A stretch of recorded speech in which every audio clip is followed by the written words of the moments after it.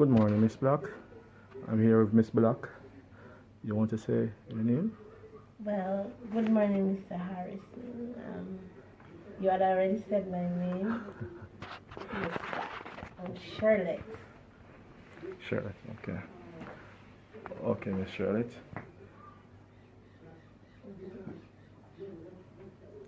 For those of you who don't know, Miss Charlotte Black is the mother of Ladacia. Letitia. Ladacia. Francis. AKA Okay. The famous Mackerel lady of the moment right now. Are you aware of what's going on social media in terms of the response to Mackerel, to Letitia, your daughter? Yes, pretty much. I'm pretty much aware. Okay. And are you aware of the response to you in terms of her newfound stardom and her claim to fame? I am aware of everything that is happening around me. Okay. And you have a response to that basically? And why do you ask if I'm aware? Because there's a certain opinion that brings into question your mother, your parenting skills. And we think it's kind of unfair without at least hearing your version. Yes. In defense of how you may have raised her, or is raising her. She's still basically how I may have raised her. Right. Because now she's now out there, you know. So, yes, you have put it appropriately the first time. So what's your take on that? Well, it is really painting, or she had painted a bad light on me in terms of when she puts herself out there and to say that she was abandoned by at the age 12, and I was taken aback. Believe it or not, I was taken aback. Although I know the girl she is, based on when she started getting into things that adults should be in and not a child. First and foremost, Ladacia was born with an eye condition called cataract. I got that done when she was a baby, operated on her eyes. We realized as a family that she could not see well. So I opted to go to the school for the blind with her because that's my school also. I am also visually impaired. Her father is also visually impaired. So we've gone through the school for the blind.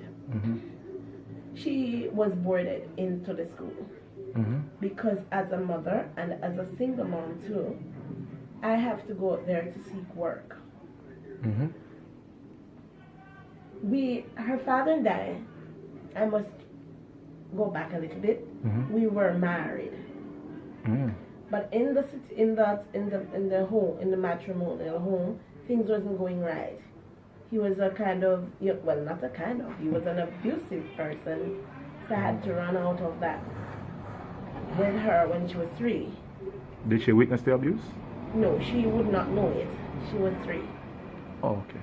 But by she going to him and coming back to me, she learned as she grew. Because while I was still not telling her the whole story about her father, it's just that we were not living together, she would learn it from him, you know. But it was not bothering to anybody, to her or me. Because she was living real good in that I made her so. You know, having sent her to the school for the blind and visited her every time when she came home for holidays and all of that. Okay, 1 second, Miss Black. So basically, we're going down another video right now, but we just want to capture the background story in terms of how she grew up. Yes. Alright, so I'm going to stop it now and do another one. Alright, so we're back. Yes. So you want to move into that was basically how she grew up, you know. Yeah, so she had grown up with me and her brother, because I have two of them. Mhm. But when I got married to her father, her brother was 3. Mhm. And 5 years after that, she was born. Mhm. Yes. So practically, she was a child who is what we call marital status picnic. Yes. So technically, why she it was kind of rough. She wasn't brought up in like a broken home, because there are persons who are saying that's why she's behaving like It that. wasn't a broken home in the sense that she did not know when I left her father's house. But she realized, as she grew. Mhm. But my home in particular, my single home, Mhm. was not broken because I made sure that she was attending school. Because as I said, she was living in the school. Mhm. Except for weekends, she would come home on weekends and she would come home on holidays. And when she don't come home on weekends, I would go up there with my friends. Oh, so she was bored. So where did the breakdown happen? Because that was when everything was okay. Okay. What happened next? So in 2011, I was in an accident. I was hit down by a car. So while I was there recuperating and all of that, I got a scholarship to go to Buffalo Mm. on my bed. And there I went and studied customer service in the hospitality service. Mhm. And while I was there, I asked her father, while I was getting ready to go, I made arrangement with her father to give an eye on her because I would not be here for the summer. Mhm. So from July, I'd have gone and would not come back until September. Mhm. But when I came back and was getting her ready to go back to school, the school informed me that she's no longer boarded in there. So I questioned it, Mm. and they said, it's her father. Okay. I felt it bad, so I felt bad about it. I felt bad about it because the fact that I have to go out there and look for food and look for clothes and money for her, I didn't want her to be a day student, we terms it as. I didn't want her to live out of the school. Mhm. So they said it's her father. So was she under his supervision when she was taken out of the school? Where was she living? Where was she? She was living with me because now I'm back from America. Okay. Because I came back in time for school Mhm. and was informed that she should not live at the school again because her father made a decision. Oh. Anyway, Mhm. she started going from me Mhm. to school. Mhm. She started making friends with people, other students on buses. Because now she's public, she's on the buses. She learned how now to, don't do everything that she didn't do in the school. You mean she started running the wrong So crowd she basically? starts finding herself in the wrong company,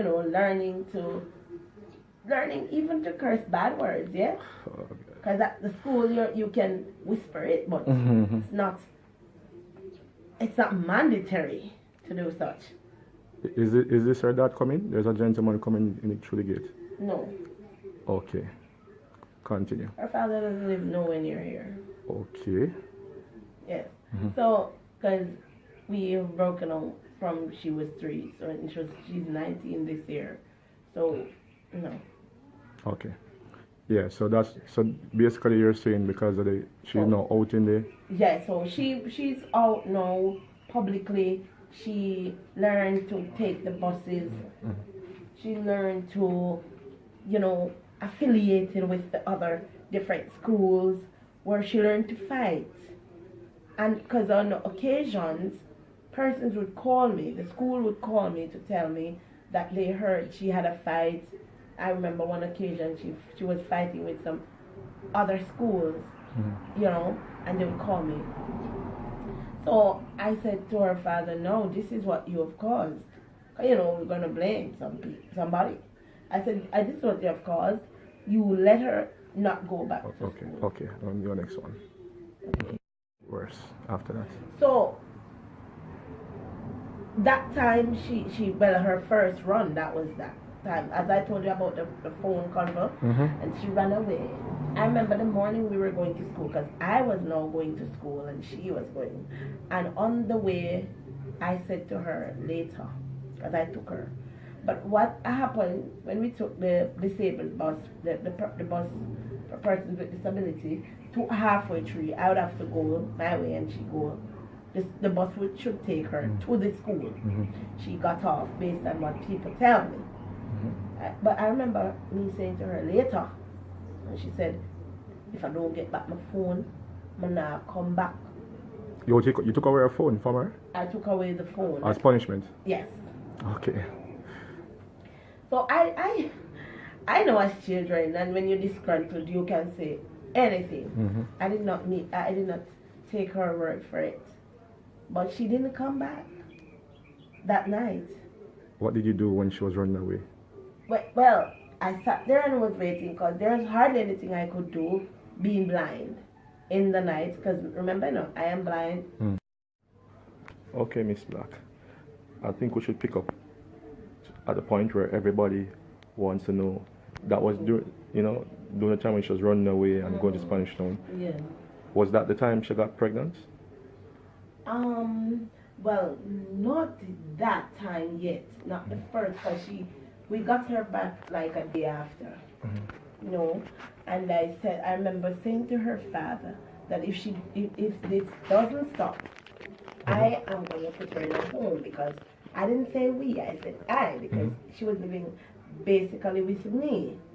She was living with me, so I didn't say we, I said I. And her father said, no, you're not going to put my girl, Mackerel, in a home.